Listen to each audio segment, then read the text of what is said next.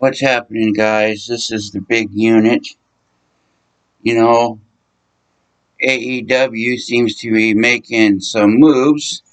Kenny Omega um, continues to make a fool of himself in my book, but he's definitely outstanding uh, physical specimen and can do all kinds of crazy shit in the ring. Not a big fan, but I do appreciate the Bullet Club and what they've done, and now with Access TV, which coincidentally Impact is now on, and also the parent company to Impact, Anthem Entertainment, bought out the Dallas Mavericks owner. I guess it's Mark Cuban. Bought out the television station from him, and they own another cable station, Pursuit TV, which is hunting and fishing and so forth, based in Canada, which Anthem is in Canada. And Impact is becoming more and more kind of a Canadian promotion, and whether people like Jim Cornette believe it or not, there are hardcore fans of Impact and TNA and so forth. And they are viable for all the bad mouthing they get on the dirt sheets and everything. And they're much bigger in the UK and so forth. So I think they get by fine. And the big thing I'd say about them is the wrestlers that go there like it. Just like Gallows and Anderson, once they got there, they found that they very much like it and have a lot of freedom there, you know. But Jim Cornette badmouths the coming together of AEW with Impact and figures that if it helps anyone, it's only Impact. I suppose there's a lot of truth to that, but me, I'm not bothered by it. I think that whoever it is that comes together, that the future in wrestling is going to be cooperation rather than the competition. And the WWF, WWE is the lone holdout that doesn't want to cooperate with anyone unless maybe they own them, like OVW, or using Smoky Mountain in Florida as developmental territories in the USWA. Only then will they cooperate. Nothing like the NWA model, but the Bullet Club coming back together, I don't mind. I don't mind it at all, but when I seen uh, Omega wrestle Ray Phoenix, the match just kind of came out of nowhere with no story, no involvement, and just there's going to be a match with Ray Phoenix, and it's supposed to be a big deal. The match is on the next week, and now it's in the past. You know, but to see Gallows and Anderson make their way out was all right. And we knew they were kind of forming part of the Bullet Club again anyway. And Omega appearing on Impact pay-per-views, I don't mind that either. There could be some cool shit coming from that, but when I seen the Young Bucks come out, it was very anticlimactic. They just kind of came out, acted like, hey, what are you guys doing? And we don't know what's going on for a few seconds, and kind of debated among themselves a few seconds, and then they just come together, and all five of them with, the rip-off Too Sweet sign from the NWO, and they even say Too Sweet, and it's just all cherry-picked from the NWO. But, the Bullet Club itself was cool, and Rhodes, I believe, I didn't watch it all the time over there, and for a lot of it, I didn't even get New Japan on my TV. But I believe that Omega was the head of it, and then Rhodes was the head of it, or that perhaps it had split into two factions, a lot like the NWO, with NWO Black and White and NWO Wolfpack. So you've got Rhodes being there and being so prominent and kind of standing alone, being a babyface, a good guy, and kind of the good guy of the company. So you could have some intrigue about whether he joins the Bullet Club, but more than likely it would be very anticlimactic itself. And that's my main complaint is, there was no story going into the Ray Phoenix match, not a lot going into the Good Brothers coming over. I'm willing to bet that over on the Impact pay-per-views will be more entertaining with whatever Omega or him and the Good Brothers do over there will be done better. I might even purchase a pay-per-view or two of Impact this year,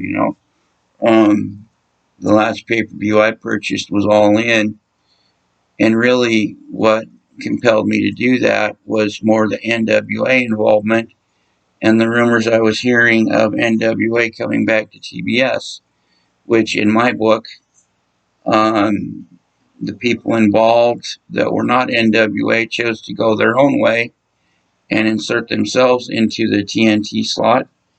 And I understand that they did eventually offer Aldis to come in, but he wasn't willing to do it and leave what he's doing with the NWA behind. But they only wanted him if it was just him and nothing to do with. But you see now, as it hasn't gone so well and they've had trouble booking and been criticized, that they've brought in some NWA talent and even just taking talent away like Colt Cabana and Eddie Kingston and Ricky Starks, who is major all money in my book. Another one is Zicky Dice, which him and Starks were a big feud for the newly revamped NWA television title. And that belt still looks really cool, and that's a cool feud. And if you get a chance, check out Zicky Dice. He's been on the Primetime Live and Shockwave, NWA, United Wrestling Network pay-per-views. Right now, Shockwave is on YouTube Tuesdays. People on Patreon can pick it up Mondays early for paying the extra. But this, among other things, especially the flip-in and the dive-in and the choreographed and so plainly planned and cooperative matches, and it's not one person or two, but almost every match, and even big guys like Brian Cage that don't need to be doing this stuff and shouldn't do it are doing it. And Jim Ross has vocally been critical, and he's come on to podcasts and interviews on YouTube and been critical of this. And even during matches, he'll be critical on his commentary. And so now we have snowflakes in the company coming out and making statements in interviews and on YouTube and Twitter that they of course make a very clear point to say how much they respect good old JR and they grew up on him and how much they love him and everything. So much so that you don't even want to believe that it's true. It's just like a talking point anymore. And you hear them complaining, saying that constructive criticism is one thing and that they're always open to it, which it's plain to see. Anyone with common sense can see that that's not the case. I've never seen AEW as a whole or anyone there that has been able to take constructive criticism, not that we've been privy to,